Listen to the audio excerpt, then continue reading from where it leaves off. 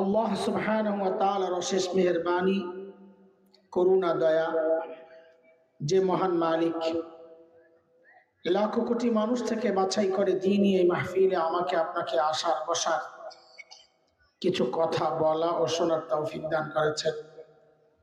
সেজন্য মহান রবের শুকরিয়া আদায় করি, জবান খুলে প্রাণ খুলে কালিমাতুশ শুকর উচ্চারণ করি, আলহামদুলিল্লাহ। কুরআন আল কারীমের সূরাতুল আম্বিয়া 17 নম্বর পারা, এই সূরার 47 নম্বর আয়াতটা আমি তিলাওয়াত করেছি। এই আয়াতকে সামনে রেখে নিজের হিদায়াতের উদ্দেশ্যে কিছু কথা আপনাদের সামনে পেশ করতে চাই। চেষ্টা করব কথাগুলো এমন ভাবে বলার জন্য যেন আমার মতো কেউ থাকলে তারও উপকারে আসে। মূল টার্গেট আমি নিজেই। আল্লাহ সুবহানাহু ওয়া তাআলা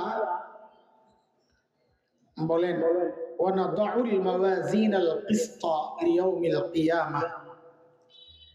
কিয়ামতের দিন আমি মানুষের আমল মাপার জন্য ইনসাফের দাঁড়িপাল্লা দাঁড় করাবো। ইনসাফের পাল্লা মানে কি? দেখেন, কোরআনের এক আয়াত আরেক আয়াতের ব্যাখ্যা হয়। আবার কোন কোন আয়াত এমন হয় যে আয়াতের এক অংশ আরেক অংশের ব্যাখ্যা হয়। যেমন এখানে আল্লাহ তাআলা বলছেন ইনসাফের দাঁড়িপাল্লা দাঁড় করাবো, এই কথার মানে কি? তো আল্লাহ নিজেই বলছেন ফালা তুজলামু নাফসুন শাইআ, মানে হচ্ছে কারো উপর বিন্দু মাত্র জুলুম করা হবে না। বিচার দিবসের জুলুম এটা আবার কেমন? বলে এটা গত 16 বছর আমরা দেখতে দেখতে মুখস্থ হয়ে গেছে। বিচারের নামের প্রহসন কাকে বলে এটা আমরা দেখেছি। যারা অপরাধী না তাদেরকে ফাঁসিতে ঝুলানো হয়েছে, আর যারা অপরাধী তাদেরকে মন্ত্রণালয়ে দায়িত্ব দেওয়া হয়েছে। এগুলা দেখতে দেখতে 16 বছর আমরা পার করছি না? না হয় কোরআনের পাখি মুফাসসিরে কোরআন সারা জীবন যিনি মানুষকে কোরআনের বাণী শুনিয়ে মুগ্ধ করেছেন, হেদায়েতের পথে ডেকেছেন, সেই আল্লামা দিলওয়ার হোসেন সাঈদী রাহিমাহুল্লাহ, এই মানুষটা 71-এ ধর্ষণ করেছেন, কারো ঘর লুটপাট করেছেন, সন্ত্রাস করেছেন। এটা ন্যূনতম বিবেক বুদ্ধি যদি কারো মাথায় থাকে সেটা বিশ্বাস করতে পারে না। ভারতের 5 গোলামদের পক্ষেই এমন চিন্তা করা সম্ভব। আর তারাই সেই আওয়াজটা উঠাইছে কেন? তিনি ওই সাম্রাজ্যবাদী অপশক্তি যারা চাচ্ছেন সাম্রাজ্যবাদী হতে, এই ভারতের বিপক্ষে তিনি উঁচু কণ্ঠে আওয়াজ উঠাইছিলেন। এটাই ছিল তার বড় অপরাধ। এই জন্যে ভারত তাদের দেশীয় এজেন্ট এবং দোসরদেরকে দিয়ে এই মানুষটাকে তিলে তিলে শেষ করেছে। আল্লাহ তাআলা বলেন আমার আদালত কিন্তু এমন হবে না। আমার আদালত, আল্লাহ বলেন, আরো বিশ্লেষণ করতেছেন, ওয়া ইন কানা মিসকালা হাববাতিন মিন খারদাল আতাইনা বিহা। যদি কেউ একটা সরিষা দানা পরিমাণ আমলও করে তো আল্লাহ বলেন সেই আমলও সে সেদিন দেখতে পাবে। নেকি করলেও দেখবে, গুনাহ করলেও দেখবে। আচ্ছা শোনো না, আমারও তো খারাপ লাগতেছে। তুমি একটা লাগাইছো একদম সবাই ব্লক করে, আবার একটু বড় বড় হুট করে দাঁড়ায় যাও, এটা কি? একটু বড় দাও, তুমি নিচে করা দাও, এটা নিচে এত উঁচু উঁচু।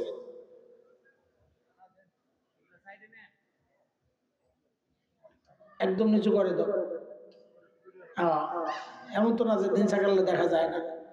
উপরে ওঠায় লাভ কি তোমার? আমার মাথার উপরে দিয়ে দেখাইলে কি তোমার বাইরে আছে নিবি? আর উঠা উঠি করবা না, উঠতে কিন্তু সরাই দেব। তোমাদের জন্য তো মাহফিল না, মাহফিল যারা শ্রোতা তাদের জন্য। আমি কি বেঠিক করার জন্য বইছি?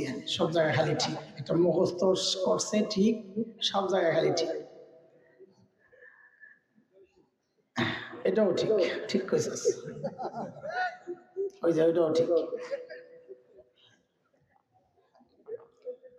হাসরের মাঠে মানুষের আমল মাপা হিসেবে মানুষের শ্রেণী হবে চারটা। কয়টা বলেন? আমার সাথে একটু পড়া মুখস্থ করতে হবে, পারবেন না ইনশাআল্লাহ? ছোট্ট একটা পড়া। মানুষের শ্রেণী হবে কয়টা? এই চার শ্রেণী আপনিও বের করতে পারবেন আমি যে একটা সূত্র শিখাইয়া দিলে।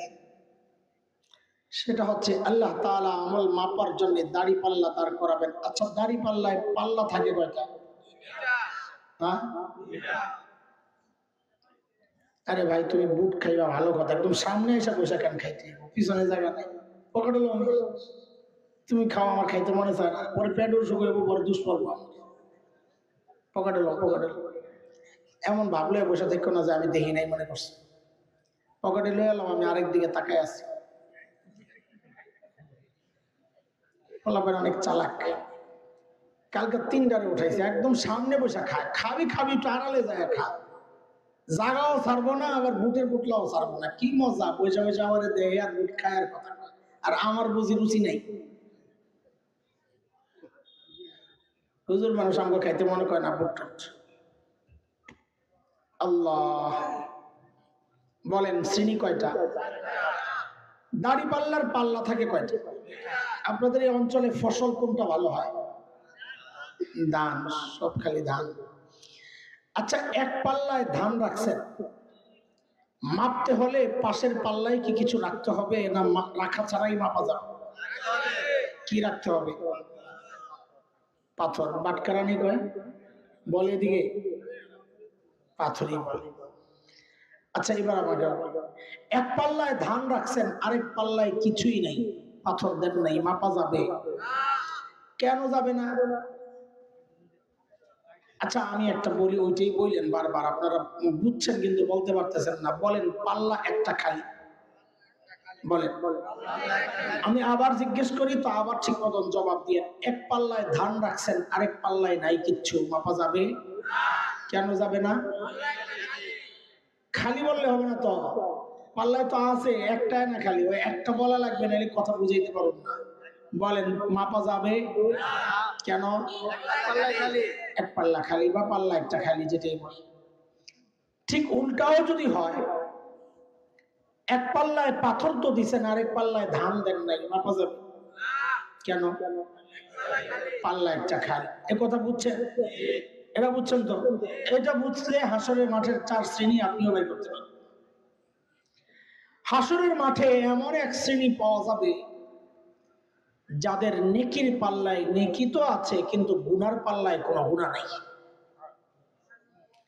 বলেন তো এবার আপনারা, তার আমল মাপা যাবেনি কেন? আবার কয় পাল্লা খালি। এক না বললে তো সব জায়গা উলাইয়া। আমি আবারও জিজ্ঞেস করি, নেকির পাল্লায় নেকি আছে, গুনার পাল্লায় একটা গুনাও নাই, তার আমল মাপা যাবে কেন? পাল্লা একটা খালি। এই শ্রেণী যারা, যাদের নেকির পাল্লায় নেকি তো আছে, গুনার পাল্লায় গুনাহ নাই, তাদের ব্যাপারে আল্লাহর ফয়সালা, তারা বিনা হিসাবে জান্নাতি। কেন? মাপা যাবে না তো। আমল মাপার পরেও না ফয়সালা হবে, ফাআম্মা মান সাকুলাত মাওয়াজিনু ফাহুয়া ফি আইশাতির রাদিয়া। যার নেকির পাল্লা ভারী সে জান্নাতি, যার নেকির পাল্লা হালকা সে জাহান্নামী। এটা তো মাপলে না প্রকাশ পাবে। তো মাপার জন্য তো দুই পাল্লায় থাকতে হবে, এখানে এক পাল্লায় আছে আর এক পাল্লায় নাই, মাপাও যাবে না, হিসাবও লাগবে না, বিনা হিসাবে। এটা তো আপনিও বুঝছেন, আমিও বুঝছি, কিন্তু তারা কারা? যাদের নেকির পাল্লায় নেকি তো আছে, গুনার পাল্লায় গুনাহ নাই, তারা কারা? আহলুস সুন্নাহ ওয়াল জামাতের আকীদা, যে মাদ্রাসাওয়ালারা আপনাদেরকে দাওয়াত করেছেন, তাদের আকীদা, উলামায়ে দেওবন্দের আকীদা, সমস্ত নবী মাসুম, নিষ্পাপ।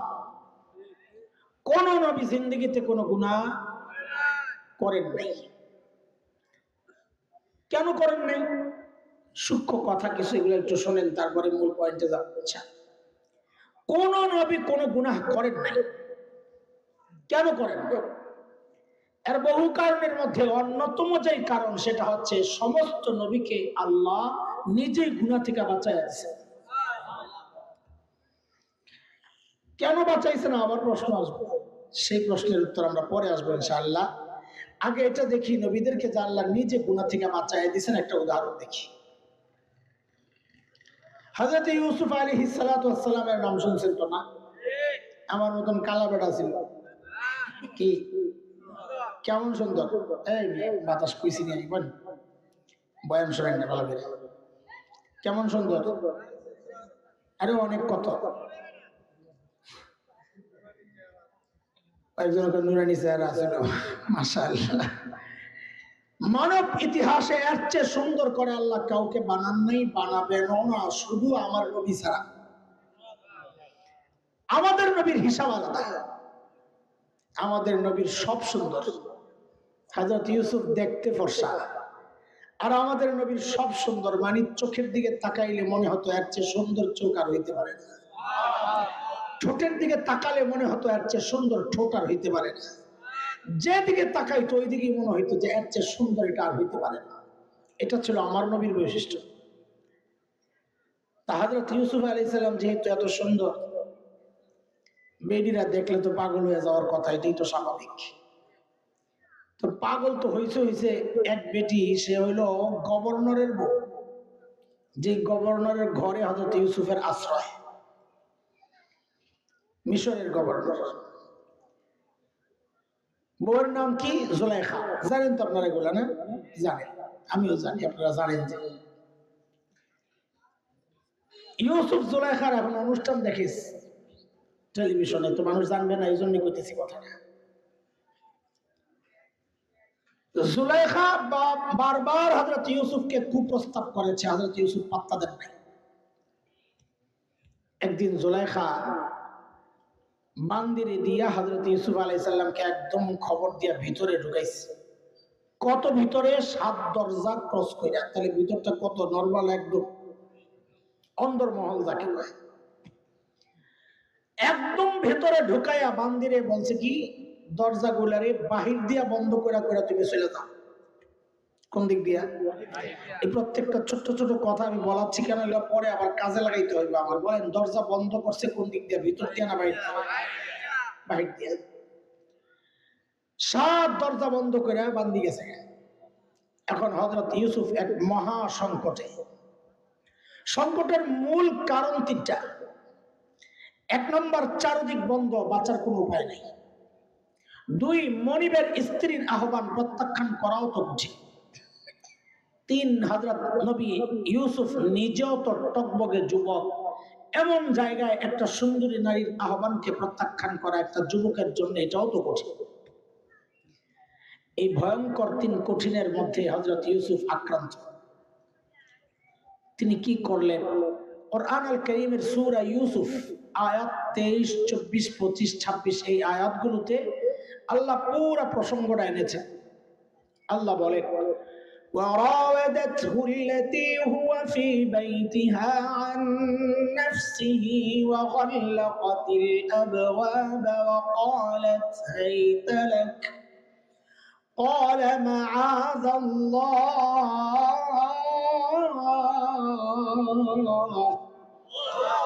إنه ربي أحسن مثواي إنه لا يفلح الظالمون।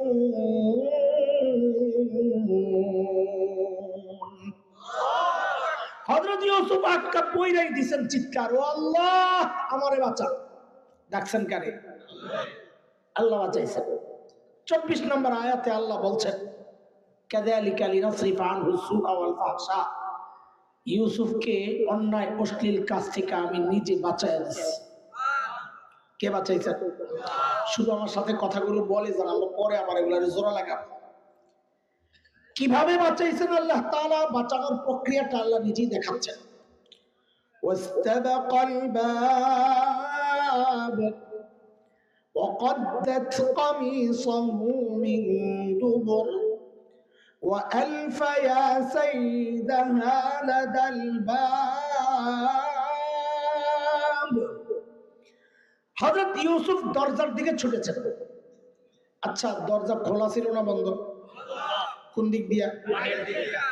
তাহলে হয়তো ইউসুফ কি পাগল? একটা দরজা বাহির দিয়ে বন্ধ, উনি দরজার দিকে দৌড় দিচ্ছেন। এটা কি এখনকার আধুনিক যুগে বিভিন্ন মার্কেটে অফিসে আপনারা দেখছেন কিনা আমি জানি না, গ্লাসের দরজা আছে, দুই দিক থেকে আসে আবার খুলে যায়, সেন্সর মেশিন লাগানো। মানুষ মানুষের গন্ধ পাইলে এটা খুলে যায়, আবার মানুষ চলে গেলে নিজে নিজে বন্ধ হয়। দেখছেন না আপনারা এমন কেউ এমন দরজা দেখছেন? মাশা। তো হযরত ইউসুফ কি জানেন যে এটা এরকম দরজা মেশিন লাগানো আছে, আমি গেলেই খুলে দেব? তো দৌড় দিলেন যে, বলে এটা হচ্ছে নবীওয়ালা ঈমান। হযরত ইউসুফের ওই বিশ্বাস ছিল, ভরসা, আমি যে আল্লাহকে ডেকেছি ওই আল্লাহ আমাকে একা ছাড়তে পারেন না, ওই ভরসার উপর ভর্তি করে উনি দরজার দিকে দৌড় মারছেন। জুলাইখাও পিছনে পিছনে ছুটছে, কোন রকম থাবা মারছে পিছন দিয়া, জামাটারে সিরিয়ালে টান দিয়া। কোন দিক দিয়া? বলাবেন কথা কোন দিক দিয়া বলাচ্ছি কেন, পরে কাজে লাগাবো ইনশাআল্লাহ, খালি মনে রেখো। হযরত ইউসুফ যেই দরজার সামনে গেছে, আল্লাহর কুদরতের কারিশমা শুরু হয়ে গেছে, সাথে সাথে দরজা খাট করে খুলে গেছে। একটা, দুইটা, তিনটা, চারটা, পাঁচটা, ছয়টা খুলতে খুলতে ৭ নম্বর দরজা যখন খুলছে, ওয়ালফায়া সাইয়্যিদাহা আলাদাল বাব, একদম খোলাই যায় পড়ছে কার সামনে? জুলাইখা নিজের স্বামীর সামনে, মিশরের গভর্নরের সামনে, হাতে হাতে ধরা। জামাইয়ের সামনে পয়রাই বেড়ি জাগায় পুরা পল্টি মারছে। পল্টি বুঝেন তো? ঘুরে গেছে। ঘুরে কি কয়? আল্লাহ বলতেছেন, قالت ما جزاء من أراد بأهلك سوءا, আপনার স্ত্রীর সাথে অপকর্মের চেষ্টা যে করলো তার শাস্তি কি হওয়া উচিত? দেখছেন নি কারবার? অপরাধ করলো কে? চাপায় দিল কার কান্দে? করলো নিজে, চাপায় দিছে আরেকজনের। পুরাই হাসিনা স্টাইল। একজনের কইছে আস্তে করে, কয় বুবুর মতো। সাবাস। আসলে স্টাইলটা বুবুরও না, বুবুর বস আছে না? কে? দাদার বস কে? ইবলিস। সাবাস। কে? বুবুর বস কে? ইবলিস ওরফে খবিস। ও এই সিস্টেমে কথা কইছে। সূরা আরাফ আয়াত নম্বর 16, 8 নম্বর পারা। ইবলিসের যখন আল্লাহ কাছে তুই বাইরে, ইবলিস কি কইছে জানেন? قال فبما أغويتني لأقعدن لهم صراطك المستقيم. আল্লাহ যাদের কারণে আমারে তাড়াইছেন, আমি ওদেরকে ছাড়বো না। এই ওরে কাদের কারণে তাড়াইছেন আল্লাহ তাআলা? এই দেখছেন, আপনারাও ইবলিসের চক্রান্তে পড়ে গেছেন। আল্লাহ ইবলিসকে আদমের কারণে তাড়াইছে, ওই বুঝি কিছু করে নাই। তাহাজ্জুদ গুজারা ছিল, প্রতি রাতে 80 রাকাত তাহাজ্জুদ পড়তো। কথা কয় ঠিক? এটাও বলে ঠিক, আরো বেশি করছে। ইবলিসকে আল্লাহ তাড়াইছে ইবলিসের অপরাধের কারণে। কথা বলেন, ইবলিসকে আল্লাহ তাড়াইছে কার অপরাধ? ওর নিজের অপরাধের কারণে তাড়াইছে। কয় আমারে জাগো কারণে তাড়াইছে, কার কারণে তোরে তাড়াইছে? তোর কারণে তোরে তাড়াইছে। এই ইবলিস থেকে শুরু হয়েছে নিজের অপরাধ আরেকজনের কাঁধে চাপায়া দেওয়া। এটা বুবু খুব ভালো করে অবগত করছে। এই বিষয়ে উনি স্পেশালিস্ট। কি স্পেশালিস্ট? আল্লাহ। মিশরের গভর্নর তো বউয়ের অভিযোগে পুরা হতভম্ব হয়ে গেছে। কেন? নিজের বউ যে 2 নম্বর এটা ও জানে। আবার হযরত ইউসুফ যে একজন নেককার মানুষ তাও জানে। কিন্তু এমন এক অবস্থায় বউ অভিযোগ একদম জাগায়, চিন্তা ভাবনা ছাড়াই। অপরাধীরা মিথ্যা এমন ভাবে বলে, কেউ শুনলে মনে করবে না সে মিথ্যা বলতেছে, মানে কোনো চিন্তা ছাড়া। লাশ লাশ, শত শত লাশ পড়ে রয়েছে সাপ্লায়। আর খবিসে কয় সংসদে দাঁড়ায় রং মাইকা বলে হইয়াছিল। ওরে মাইরাও যে রং মাইকা দেওয়া যাইত, কলিজার তো শান্তি। এটি দেখলে খুব কলিজা ঠান্ডা হয়। যে কালামানিক্যারে পোলা বাইনে সাপের মতন পিডায় যখন কলা পাতায় শয়ে রাখছিল না, ওই দৃশ্যটা দেখে আমার যে শান্তি লাগছে রে। আরো শান্তি লাগছে যখন শুনছি বিশেষ এক জায়গায় লাথি দিয়ে ওটারে বধ করে দিচ্ছে। একদম পুরা কলিজা ঠান্ডা হয়ে গেছে। আলহামদুলিল্লাহ। আর ঠান্ডা হইতো যদি পুলিশে ধরার আগে কেউ ওটারে টুকরা টুকরা করে পাগলা কুত্তারে খাওয়াই লইতো, তা আরো কলিজা ঠান্ডা। যারা এই নেককার মানুষগুলো রে অকারণে শুধু রাজনৈতিক প্রতিহিংসা আর প্রতিদ্বন্দ্বিতার কারণে যারা ফাঁসিতে ঝুলেছে, তিলে তিলে জেলখানায় রেখে রেখে হত্যা করেছে, ওদের শাস্তি এমনই হওয়া উচিত। আমি বলি এখনো সময় আছে। এদেশের মানুষের দিলের চাওয়া এটা, এই বিচারের নামে প্রহসনে যারা যারা জড়িত ছিল প্রত্যেকটারে ধৈর্য প্রকাশ্যে ফাঁসি দেওয়া দরকার।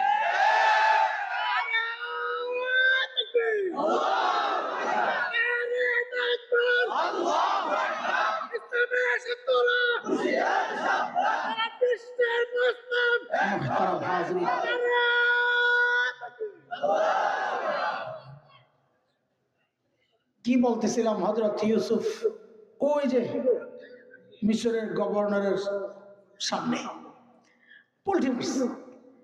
এখন গভর্নর জিজ্ঞেস করে ইউসুফ কি ঘটনা কি? হযরত ইউসুফ কয় ঘটনা কোন সোজা, ইয়ারাওয়াদাতনি আন নাফসি, ডাকছে বেডি, আমার কি দোষ, আমি কিছু করছি নাকি? সব যা করছে তিনি করছেন। এখন মিশরের গভর্নর বলে ইউসুফ তুমি যে করো নাই প্রমাণ দাও। খেয়াল করেন এখানে অভিযোগকারী কে বলেন তো? জুলাইখা। বলেন সবাই বলেন এটা অভিযোগকারী। দুনিয়ার আইন ইসলামের আইন দুই জায়গায় সিস্টেম হচ্ছে প্রমাণ দিবে অভিযোগকারী। আমরা আরবিতে বলি আল বাইয়িনাতু আলাল মুদ্দাই, বাদী। বাদী প্রমাণ কে দিবে? এখানে বাদী জুলাইখা, কাজে প্রমাণ কার দেওয়ার কথা?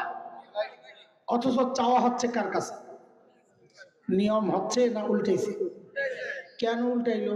কারণ তখন জুলাইখারা ক্ষমতায় থাকলে আর নিয়ম মানা লাগে না, তখন উল্টানোটাই নিয়ম। আরে কথা বুঝেন নাই কিছু? বুঝেন সিফাসামের কথাটি বুঝতেই হতো। হযরত ইউসুফ চিন্তা করতেছে, আরে ভিতরে ছিলাম আমি আর বেডি, প্রমাণ পাবো কই? বেডি অভিযোগকারী, আমি অভিযুক্ত, প্রমাণ হইব কোত্থেকে? এর মধ্যেই জুলাইখার এক ফুফাতো বোন আসছিল বেড়াইতে দরবারে। তার ছোট্ট এক ছেলে ছিল, দুধের, কথা বলার বয়স হয় নাই। ওই অন্দর মহল থেকে এটার কান্নার আওয়াজ শুধু আসতেছে, ওয়া ওয়া ওয়া, যেন একটা মেশিন ছেড়ে দিয়েছে, কান্না থামে না। হযরত ইউসুফের কলিজায় দিলে লাগছে এটা, আরে এই পিচ্চির কান্না থামে না কেন? নিশ্চয়ই আল্লাহ ওই পিচ্চির মধ্যে আমার মুক্তির ব্যবস্থা রেখেছেন। হযরত ইউসুফ বললেন আমার পক্ষে সাক্ষী দিবে ওই পিচ্চি, ওই যে কান্তাস। এই খেয়াল করেন তো, আমি যদি আপনার ঘরে কইতাম কেউ একজন, এই তুমি যে কাজ করো না এই প্রমাণ দাও, তিনি যদি বলেন প্রমাণ দিব ওই বাস, আমি কি করবো? বেটা আমার সাথে ইত্রামি করো, থাক ফাজিল কথা, বাসে কথা কইতে রে, বলবো না? আরে বলবো না? এখানে তো তাই হয়েছে। মিশরের গভর্নর যখন বললেন প্রমাণ দাও, হযরত ইউসুফ যখন বললেন প্রমাণ দিব এই পিচ্চি, এখানে তো তাই বলার কথা, বেটা ফাইজলামি করেছো আমার সাথে না, পিচ্চি কথা কইতে পারে, যে প্রমাণ দিব, বুঝে কিছু? কিন্তু হযরত ইউসুফকে মিশরের গভর্নর তা বলেন নাই। কেন বলেন নাই? কারণ মিশরের গভর্নর জানেন ইউসুফ এক অসাধারণ ব্যক্তিত্ব, তিনি যা বলেছেন নিশ্চয়ই তার মধ্যে কোনো রহস্য আছে, তিনি খামাখাই কথাটা বলেন নাই। বলে পিচ্চিরে নিয়ে আসো। পিচ্চিরে আনার সাথে সাথে কুদরতের কারিশমা শুরু হয়ে গেছে, পিচ্চির কান্না থেমে গেছে। মিশরের গভর্নর জিজ্ঞেস করলেন, হেরে পিচ্চি অপরাধীকে তুই বল। খেয়াল করেন, পিচ্চি যদি সরাসরি বলতো জুলাইখা অপরাধী, তো ওই দরবারীরা কি কইতো? মোল্লায় মোল্লায় এখন নাটক শুরু করছে, জাদু দিয়া বাইর করে মোল্লায় নাটক করে। তোমরা যেহেতু কইতারো দরবারীরা রং মাইকা হইয়া ছিল, তো এটাও কইতে পারতা। আল্লাহ তাআলা পিচ্চির মুখ দিয়ে সরাসরি কথা বের করে দেয়। আল্লাহ একটু ঘুরাইয়া দলিল প্রমাণ সহ এমন ভাবে বের করছে যেন সাইদিয়া ধরছে, লড়ালের সুযোগ নেই। পিচ্চি কি কয়? ইন কানা কামিসুহু কুদ্দা মিন ক্বাবল ফাসাদাকাত ওয়া হুয়া মিনাল কাযিবিন ওয়া ইন কানা কামিসুহু কুদ্দা মিন দুবুর فكذبت وهو من الصادقين পিচ্চি কয় ইউসুফের জামা চেক করে কি চেক করতে বলে কই যদি দেখেন জামার সামনে দিয়ে ছেঁড়া তো মনে করবেন ইউসুফ অপরাধী জুলাইখা নিরপরাধ ইউসুফ ধরতে গেছে জুলাইখা আত্মরক্ষার্থে যে ধাক্কা মাক্কা দিয়েছে তো ইউসুফের জামা সামনে দিয়ে ছেড়েছে আর যদি দেখেন জামা পেছন দিয়ে ছিঁড়া তো মনে করবেন জুলাইখা অপরাধী ইউসুফ নিরপরাধ ইউসুফ পালাইতে গেছে জুলাইখা পেছন দিয়া থাবা মারছে জামা পেছন দিয়া ছিঁড়ছে তাহলে বোঝা গেল বেটা গো জামা পিছন দিয়া ছিঁড়া থাকলে ভালো সামনে দিয়ে থাকলে তো কাজে ঘর থেকে বাইরের সময় জামাটা চেক করে বাইরিস সামনে দিয়ে সিরামিরা থাকলে ওই জামা গাও দিয়ে বাইরিসটা পড়লা পাই তাহলে কোন জায়গায় কোন বিপদে পড়ে যাচ্ছে আল্লাহ জানে যদি কেউ দলিল মানে না কর জামা চেক করে দেখেন তো জামা কোন দিক দিয়ে ছিঁড়া তো জামাটা আগের থেকে সামনে দিয়ে ছিঁড়া কিন্তু পয়সা তো যাবি কোরআন অনুযায়ী এমনি মজা করলো মিশরের গভর্নর ফালাম্মা রাআ কামিসাহু কুদ্দা মিন দুবুর قال إنه من كيدكن জামা চেক করে দেখে জামা পেছন দিয়া ছিঁড়া কারে জুলাইখা তো বেডিগো চক্রান্ত বড় মারাত্মক ইউসুফ আরিদান হাজা কাউরে কিছু বইল টইল না মান ইজ্জতের ব্যাপার ওই জুলাইখা ওয়াস্তাগফিরি লিজামবিক ইন্নাকি কুনতি মিনাল খাতিইন অপরাধ করছস বড় গলায় কথা কইছ না অপরাধ করছস ইস্তিগফার কর এটা হচ্ছে অপরাধীর জন্য সিস্টেম অপরাধ কইরা বড় কথা কইলে 32 নাম্বার বান্ডিল লগে ঘুরায়া যায় কথা বলেন না এই কবিসে মুখ না খুললে এই কাম হইতো না বাপ রে বাপ ভাষণ দিব আজকে জাতির উদ্দেশ্যে জাতিবাদী কইতো তোর আবার জাতি কি আছে জাতি না আল্লাহ আল্লাহ এই নিরীহ মানুষগুলো আমার অবাক লাগে তুই কি পেয়েছিস তুই যে পিছনে পিছনে দৌড়াস তোর নেতা নেত্রী লক্ষ লক্ষ কোটি ডলার বিদেশে পাচার করে আয়েশি জিন্দগি কাটাইতেছে তোর ভাগে পড়ছে সিঙ্গারা একটা এখন রাত্রে বাসায় ঘুমাইতে পারছ না আরে পুরো কপালে এখনো বুঝুস না সময় মতো তোর পাশে এরা নাই এখনো রাফাস বেকুব মজুমদার এগুলা দুনিয়াও বরবাদ আখেরাতও বরবাদ মাঝখান দিয়ে পাইছে একটা সিঙ্গারা কথা কন আপনারা কথা কন ঠিক কিনা অপরাধ করলে কি করতে হয় নথি স্বীকার করতে হয় ক্ষমা চাইতে হয় তাহলে যার হক নষ্ট হয়েছে তার মন নরম হয় অপরাধ কইরা চোরের মার বড় গলার যে কথা এই কাজ করা যায় না তাইলে নিজেদের ঐতিহ্যের বাড়ি আর উপরে থাকে না জমির সাথে মিশে যায় এটাই তো প্রমাণিত সত্য নাকি হ্যাঁ পোলাবেন তো এখন এমন খেপা আরেকবার মুখ খুলবে টঙ্গি মারা যাবো না কোন জায়গায় তবে একটা কারিশমা আছে তার মধ্যে এক কারিশমাটিক যোগ্যতা আছে সেটা কি জানেন আমরা হুজুররা ওয়াজ করে আপনাকে এক করতে পারি না আরে বেডি মুখ খুললে জাতি এক হয়ে যায় আরে বাপরে বাপ বয়ানের তাফসীর কি হুজুর কি দেখছেন বয়ানের তাফসীর কি এবারে মুখ খুললে জামাত বিএনপি হুজুর যা আছে বাম রাম যা সব একটা হয়ে যায় এটা একটা বড় বিষয় না মাঝে মাঝে মুখ খুললে এরকম ভালোই হয় আস্তানা যা আছে এই উসিলায় সব যাইব শেষ হইয়া হ্যাঁ আল্লাহু আকবার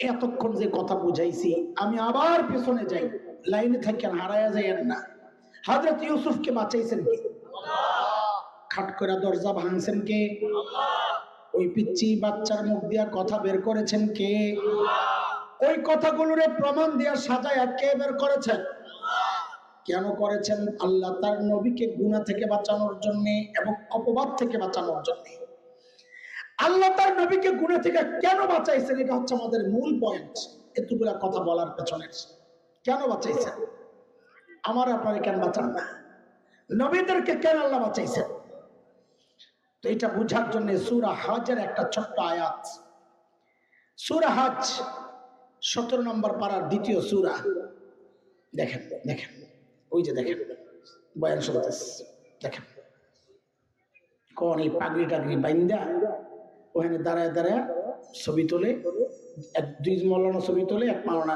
দাঁড়াইছে পোজ দিয়া বলে এই হচ্ছে পাগড়ি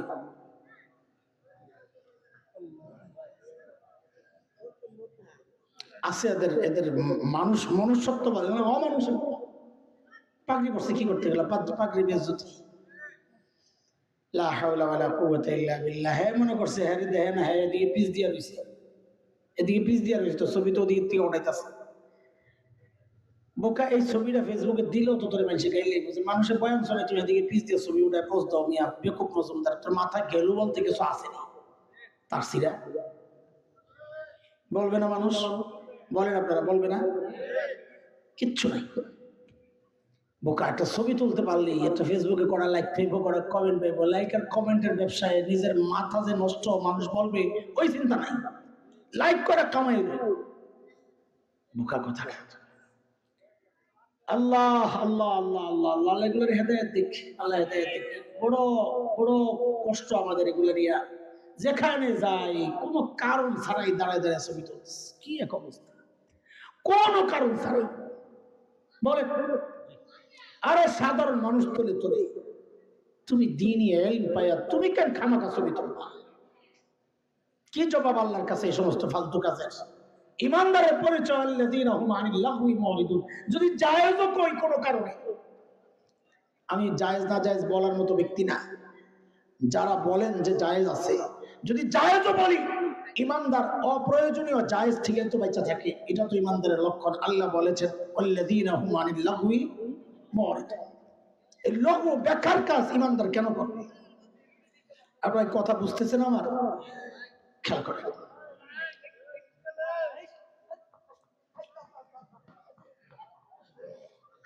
আল্লাহ, লা হাওলা ওয়ালা কুওয়াতা ইল্লা বিল্লাহিল আলিয়্যিল আযীম।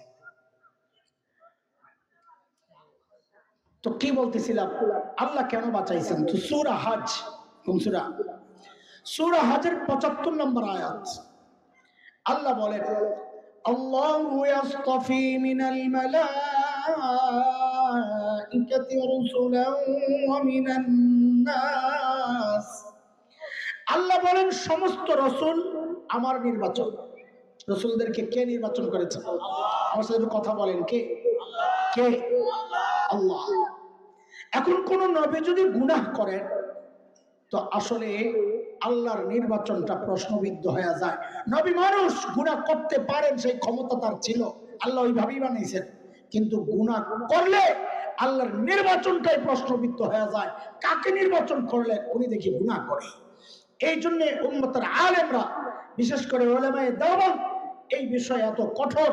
কেউ যদি বলে নবীরা গুনাহ করেছেন, অথবা নবীরা গুনাহ করতেন, অথবা ইনিয়ে বিনিয়ে ঘুরিয়ে পেঁচিয়ে এমন ভাবে বক্তব্য দেয়, বুঝাইতে চায় যে নবীরা কাজে দায়িত্বে অবহেলা করেছেন, খোদার কসম উলামায়ে দেওবন্দ বলেন এই মানুষ আসলে সে নবীর উপর আঙ্গুল তুলে নাই, সে আঙ্গুল তুলছে আল্লাহর দিকে, যে আপনি কারে দায়িত্ব দিলেন, কারে নির্বাচন করলেন। এই জন্য উম্মতের আলেমরা এই বিষয়ে এত কঠোর।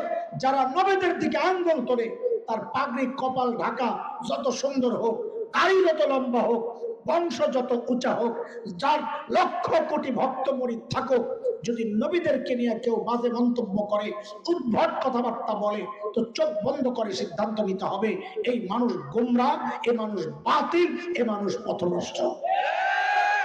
কথা ঠিক কিনা বলেন? খবরদার নবীদের ব্যাপারে জবান বন্ধ। মনে থাকবে ইনশাআল্লাহ? বলেন ইনশাআল্লাহ। কেউ বললে তার পিছনে ছুটবো না। মুখস্থ দৌড় দিয়েন না, মুখস্থ দৌড় দিয়েন না। আল্লাহর ওয়াস্তে ওলামারা কি বলে, আমি ব্যক্তিগতভাবে হাসান জামিল খারাপ হইতে পারি, জমহুর আলেম খারাপ হইতে পারে না। সামষ্টিকভাবে ওলামাদের মতকে শ্রদ্ধা কইরা, সেটা জিহাদের ময়দান হোক, তাবলীগের ময়দান হোক, তাসাউফের ময়দান হোক, রাজনীতির ময়দান হোক, আলেমদের বিরুদ্ধাচরণ করে কোনো ভূমিকা আমি রাখবো না। বলেন ইনশাআল্লাহ? ইনশাআল্লাহ? ইনশাআল্লাহ। এক শ্রেণী আমরা মাত্র বের করছি বিনা হিসাবে জান্নাত, মনে আসেনি কথা? তারা কারা? সমস্ত নবী। বলেন সমস্ত নবী।